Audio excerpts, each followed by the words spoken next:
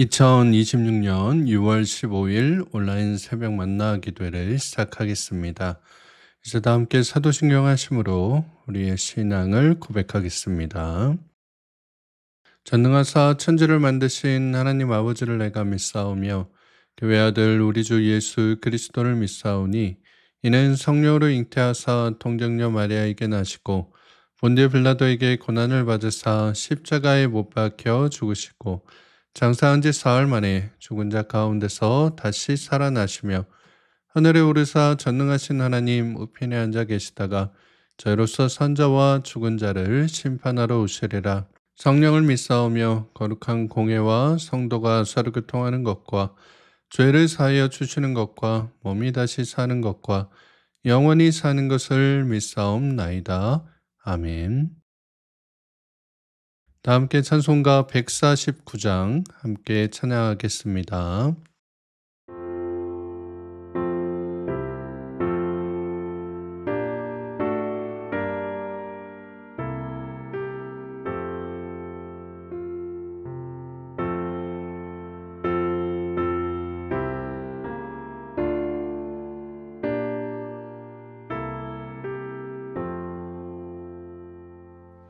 주 달려 죽은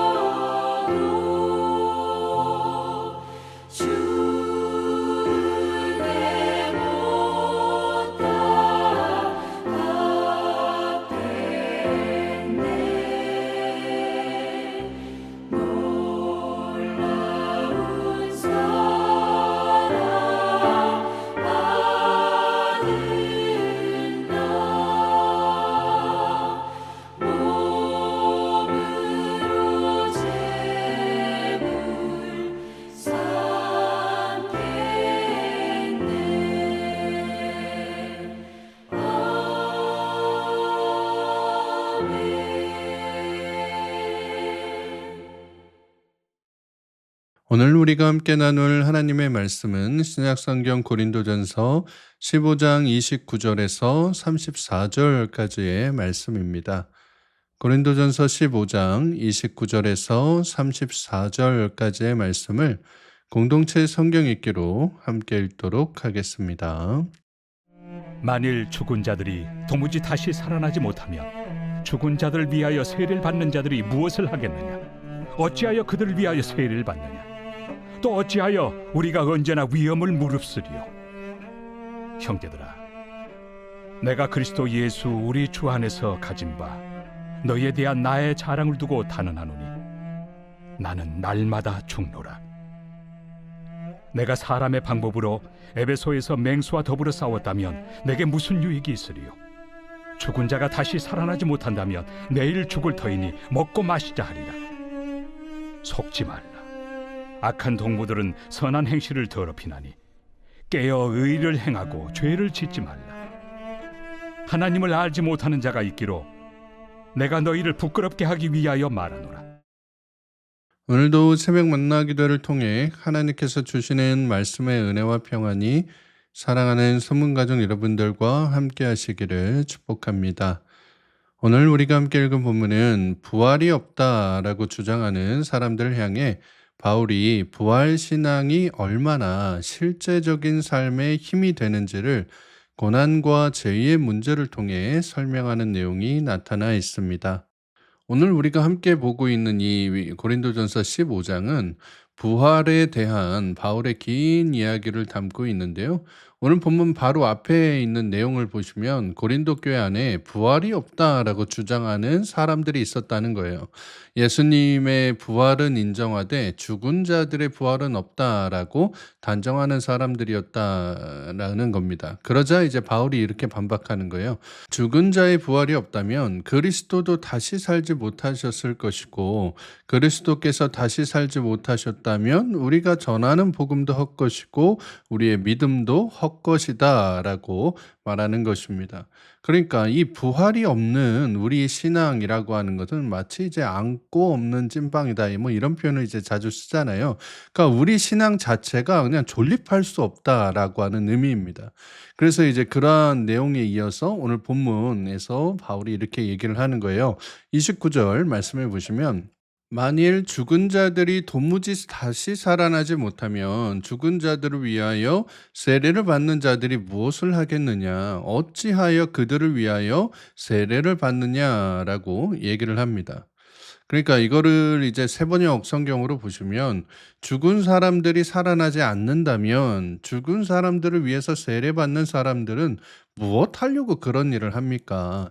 죽은 사람이 정말로 살아나지 않는다면 무엇 때문에 그들은 죽은 사람을 위하여 세례를 받습니까? 라고 얘기를 하는 겁니다. 그러니까 부활이 없다라고 한다면 세례 받는 게 무슨 의미가 있냐라고 하는 거예요. 세례는 예수님과 함께 죽고 예수님과 함께 다시 살아난다라고 하는 것을 고백하는 그런 모습인데 부활이 없다라고 한다면 그 고백 자체가 아무 의미 없는 빈 껍데기가 된다라고 하는 것입니다. 그래서 이제 이어지는 30절에서 32절까지의 말씀에서 바울은 이러한 부활 신앙을 가지고 내가 복음을 전했다. 이러한 어려움들을 다 감수했다라고 자신의 이야기를 꺼내는 모습이 나옵니다. 30절 말씀해 보시면 또 어찌하여 우리가 언제나 위험을 무릅쓰리요 형제들아 내가 그리스도 예수 우리 주 안에서 가진 바 너희에 대한 나의 자랑을 두고 단언하노니 나는 날마다 죽노라라고 얘기를 합니다. 바울의 이런 표현을 보면 참 복음 전파를 위해서는 정말 대단한 마음을 가졌구나. 자신의 목숨까지도 아끼지 않는 날마다 죽노라라고 하는 자신의 그 다짐 속에 얼마나 복음을 향한 결연한 의지가 담겨 있는지 다시 한번 이 사도 바울의 이 복음을 향한 열정에 대해서 생각하게 됩니다. 그래서 고린도후서 11장에 보시면 바울이 이 복음 때문에 당하는 여러 가지 어려움에 처하는 모습들이 나오잖아요. 뭐 매도 맞고 돌에 맞기도 하고 파선도 당하고 강도를 만나고 참 이 복음 전파라고 하는 이 사명 하나 때문에 수없이 죽을 뻔했던 이 경험들이 줄줄이 나오는 것을 보게 됩니다. 그런데 바울이 그런 모든 위험을 감수하면서도 복음을 전하러 다닐 수 있었던 이유가 뭐냐라고 하는 거예요. 그게 바로 부활 때문이다라고 하는 겁니다. 지금 내가 겪는 이 고난이 끝이 아니다라고 하는 거예요. 죽음이 마지막이 아니다라고 하는 겁니다.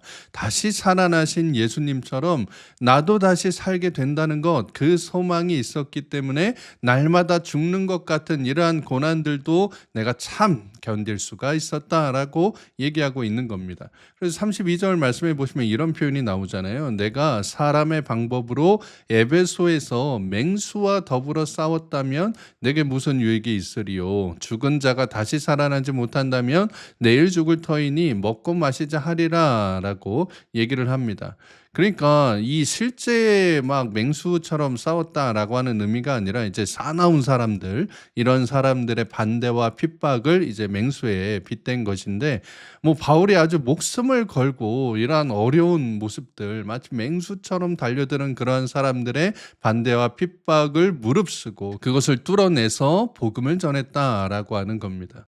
그래서 32절 하반절에 보면 내일 죽을 터이니 먹고 마시자 하리라 뭐 이런 이제 표현이 나오잖아요. 이건 이제 이사야 22장 13절의 말씀을 인용한 것인데, 부활이 없다라고 한다면, 부활이 뭐 존재하지 않는 그런 이제 요소다라고 한다면 이 땅에서 최대한 즐기고 살면 그만 아니냐. 어차피 죽으면 끝인데 뭐하러 고생하며 살겠냐라고 하는 의미를 갖고 있는 겁니다. 그러니까 부활을 믿지 않는 사람들은 교회를 다닌다고 하더라도 예수 그리스도를 의지하지 못하고 그냥 지금 이 현생, 지금 내가 살고 있는 이 삶에만 집중한 나머지 뭐 이유가 없는, 그러니까 이 죽음 이후의 삶을 하나님께 의탁하지 못하고 자기 멋대로 살아가는 삶의 기준이나 뭐 도덕적 기준이나 이런 게 없이 그냥 내가 원하는 대로, 내가 좋은 대로 살게 되는 그런 모습이 나타난다라고 하는 겁니다. 그래서 그런 사람들을 향해서 33절과 34절 말씀에서 바울이 이렇게 경고를 하는 거예요. 33절 처음에 뭐라고 합니까? 속지 말라고.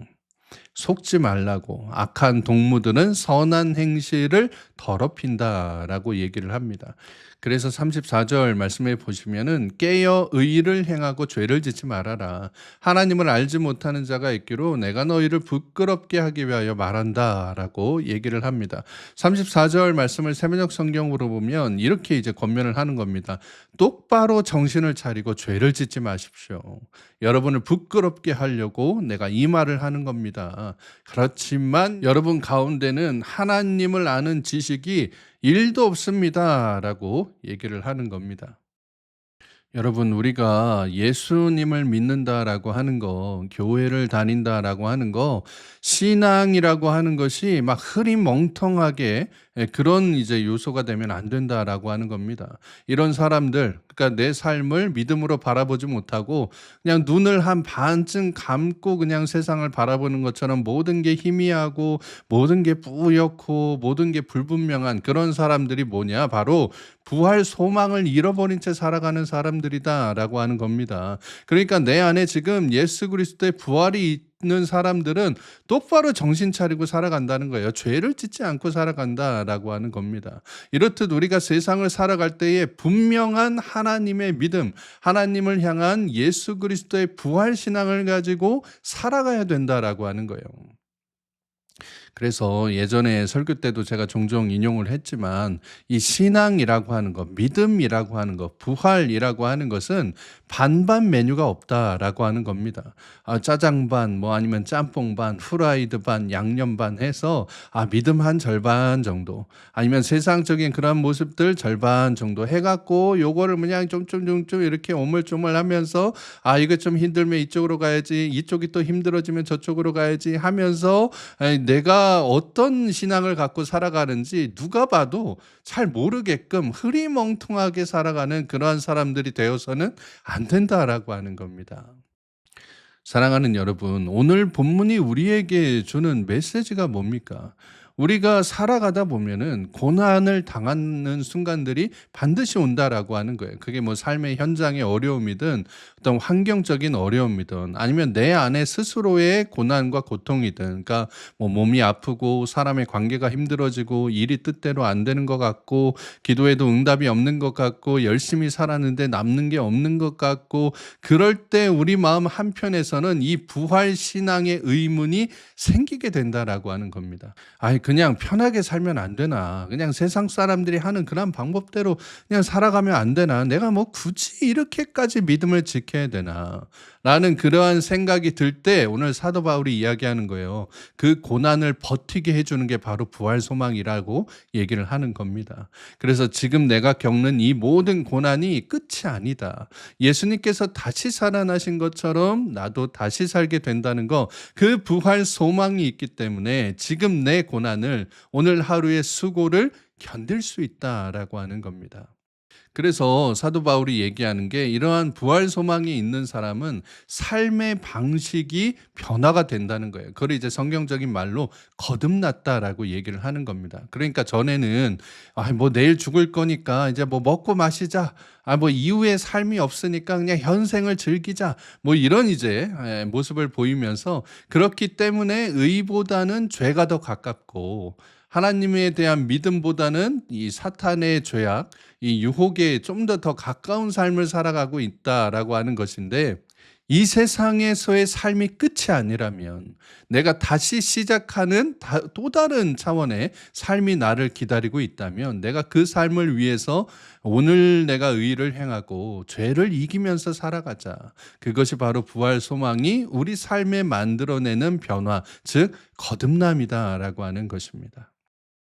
어쩌면 여러분 가운데 이러한 삶의 고난을 당하고 계신 분들이 있을 겁니다. 뭐 도무지 끝이 보이지 않는 터널 안에 갇혀 있는 것처럼 느껴지는 분들도 아마 계실 겁니다. 그런 분들에게 이 소망의 약속을 꼭 전해드리고 싶은 거예요. 여러분, 예수님께서 무덤에 갇혀 계셨던 분이 아닙니다. 그 무덤을 열고 사망 권세를 이기신 바로 부활하신 우리 구주 예수 그리스도이심을 꼭 마음속에 기억하실 수 있기를 바랍니다.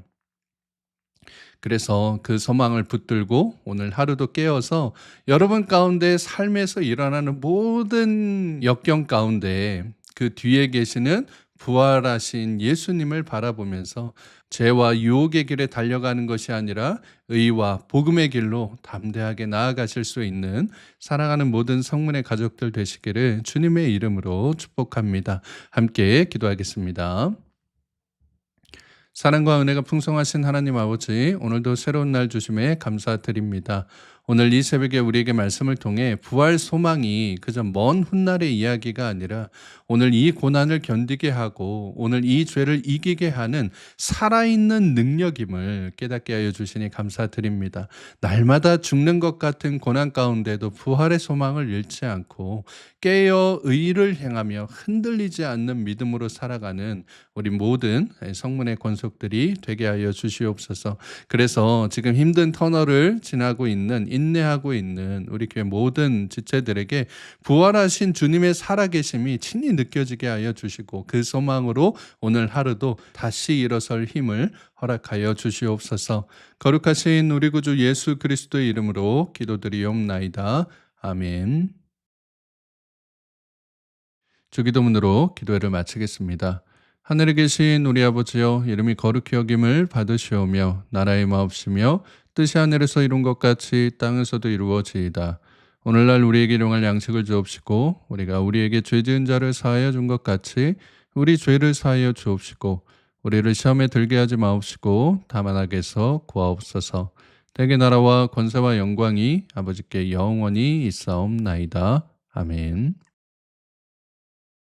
이제 함께 기도하는 시간을 갖도록 하겠습니다. 오늘 주신 말씀 마음에 묵상하면서 나라 민족과 또 특별히 우리 교회 위해서, 원로 목사님과 담임 목사님 위해서, 또 우리 교회 모든 환우분들과 연약한 지체들을 위해서, 또 여러분 가정을 위해서 여러분 계신 자리에서 간절하게 함께 기도하도록 하겠습니다. 함께 기도하겠습니다.